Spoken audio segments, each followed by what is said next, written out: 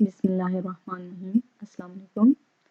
Dear student, आज मैं आपको बाइनोमियल डिस्ट्रीब्यूशन की एक्सरसाइज का क्वेश्चन नंबर 9.6 करवाने लगी हूँ।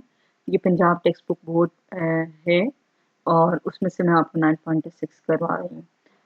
9.6 एक्सरसाइज का क्वेश्चन है जिसमें क्या कहा गया है, given that the probability of passing an examination is 0.75, यानी कि आपको किसी भी एग्जाम में पास होने की प्रोबेबिलिटी दे दी गई है।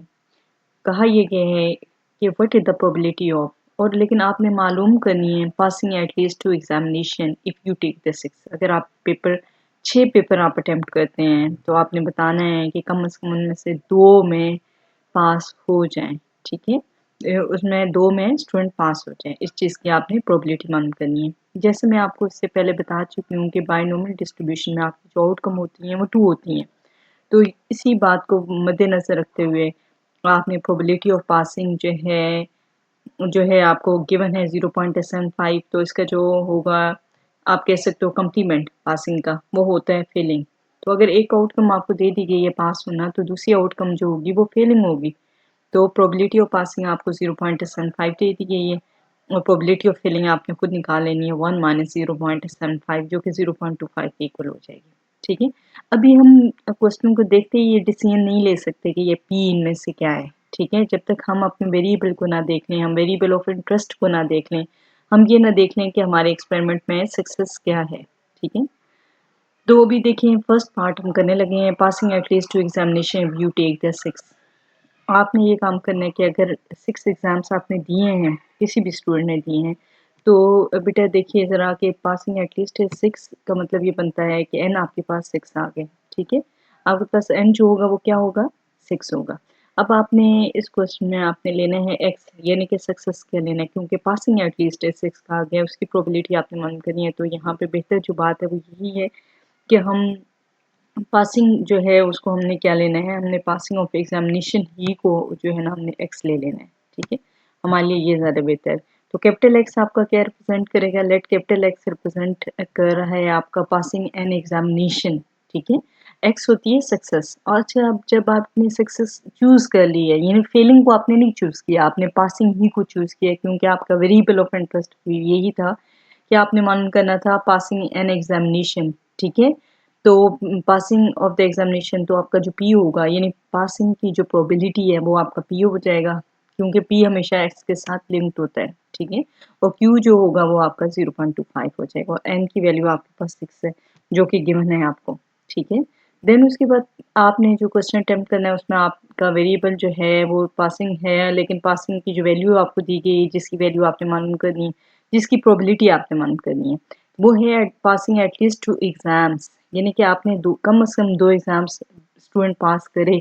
ठीक है, अब जब भी एटलीस्ट का वर्ड दे दिया जाए तो इसका मतलब तो ये होता है कि कम से कम तो आपको दे दिया गया, लेकिन एक जहन में सवाल बाकी रह जाता है कि ज़्यादा से ज़्यादा फिर क्या होगा, हमारी लिमिट क्या होगी, यानी हमें ये तो पता होना चाहिए हमारी रेंज क्या होगी। ठीक है, इस क्वेश्चन में कि हम इसमें 2 से ज़्यादा कितना लेके जा सकते हैं। तो आपको ये बात मैं पहले बता चुकी हूँ कि एक्स की जो रेंज होती है वो कितनी होती है, 0 से लेके एन तक होती है, क्योंकि हमने 6 क्वेश्चन स्टूडेंट ने अटेम्प्ट किए हैं। तो अब आपने क्या काम करना है, एटलीस्ट में आपके पास क्या हो जाएगा, कम से कम 2 तो होंगे, पास होंगे बच्चे, लेकिन ज़्यादा से ज़्यादा जो पास होना चाहिए सब्जेक्ट में वो कम से कम 6 में, ज़्यादा से ज़्यादा वो 6 में पास हो सकता है। ठीक है, स्टूडेंट कम से कम 2 में तो पास हो ही हो, लेकिन ज़्यादा से ज़्यादा वो कितनी में पास हो सकता है, 7 में तो नहीं पास हो सकता। जब उसने पेपर ही 6 दिए हैं तो वो 7 में तो पास नहीं हो सकता, एक कॉमन सेंस की बात है। तो वो 6 में से पास होगा। देन आपने क्या काम करना है, X is greater than equal to 2 जो है वो एटलीस्ट 2 का सिंबल है, यानी कि कम से कम 2 या 2 से ज़्यादा कम, क्योंकि एटलीस्ट का मतलब ही ये बनता है। तो आपने कैसे लिखेंगे, आप लिखेंगे X is equal to 2 plus 3 plus 4 plus 5 plus 6। ठीक है, इन तमाम को आपने प्लस करना होगा। तो प्लस करने के बाद आपका क्या नेक्स्ट क्या काम है, सबसे पहले आप एक्स इज इक्वल टू 2 की प्रोबेबिलिटी निकालेंगे, फिर एक्स इज इक्वल टू 3 की निकालेंगे। जैसे आपको पता ही है, एन सी एक्स पी की power X cube power N minus X, ऐसे आप कर लेंगी ना। इसको इसको आपने सॉल्व करना है, मल्टीप्लाई करना है कैलकुलेटर से, इसको आपने कॉम्बिनेशन से आपने सॉल्व करना है और इसी पावर लेनी है, और फिर आपने ये ले लेना है, एक्स इज इक्वल टू 3 आपने करना है। Then x is equal to 4 के लिए भी और 5 और 6 के लिए आपने प्रोबेबिलिटीज निकाल के एट द एंड पे आपने इनको प्लस कर देना है। तो यह आपका पार्ट नंबर 2 जो है ना पार्ट नंबर 1 हो गया। पार्ट नंबर 2 के लिए दोबारा जो है ना हम मूव करते हैं अपने क्वेश्चन की तरफ, क्योंकि हमारा जो पार्ट 1 है वो तो कंप्लीट हो चुका है। तो पार्ट 2 में जो है राइटर ने क्या लिखा है और एग्जामिनर हमसे क्या चाहता है ज़रा देख लेते हैं। जी, पार्ट नंबर 2 में कहा है failing at least two examination you take the 4, यानी अगर आपके एन जो है अब आपका यहाँ पे क्या हो गया 4 हो गया। और क्या कहा गया फेलिंग, अब आपका जो वेरिएबल ऑफ इंटरेस्ट है वो पास होने में नहीं है, फेल होने में। तो अगर फेल होने में इंटरेस्ट है तो आपको एक्स भी फेल होना ही लिखना चाहिए। अगर आप पास होना लिखना चाहती हैं तो ठीक है, at least failing at least two examination. Failing का मतलब ये है कि कम से कम 2 एग्जाम्स में फेल हो तो पास किस में हो, फिर कम से कम 2 में फेल हो। कम से कम एटलीस्ट का मतलब क्या होता है बेटे जी कि कम से कम 2 में फेल हो। तो ज़्यादा से ज़्यादा कितने में फेल हो सकता है, वो तो 6 में फेल हो सकता है। ठीक है, तो बेहतर यही है हमारे लिए कि हम यहाँ पे वेरिएबल ऑफ इंटरेस्ट हमारा क्योंकि फेलिंग है, हम इसी को ही एक्स लें। तो सेकंड पार्ट में हमें अपना वेरिएबल दोबारा इंट्रोड्यूस करवाना पड़ेगा। ठीक है, और एन आपके पास कितने हैं 4 है।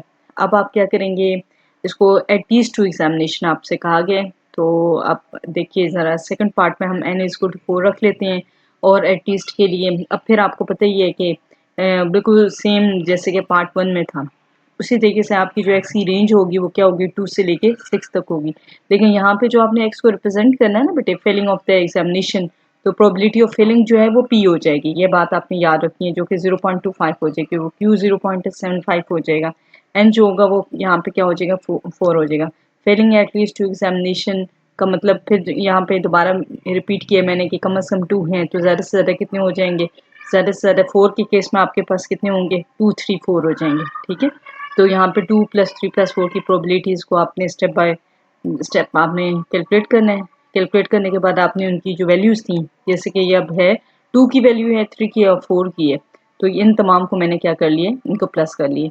होपफुली आपको काफ़ी हद तक बायनॉमिनल के क्वेश्चन की समझ आ गई होगी इंशाल्लाह।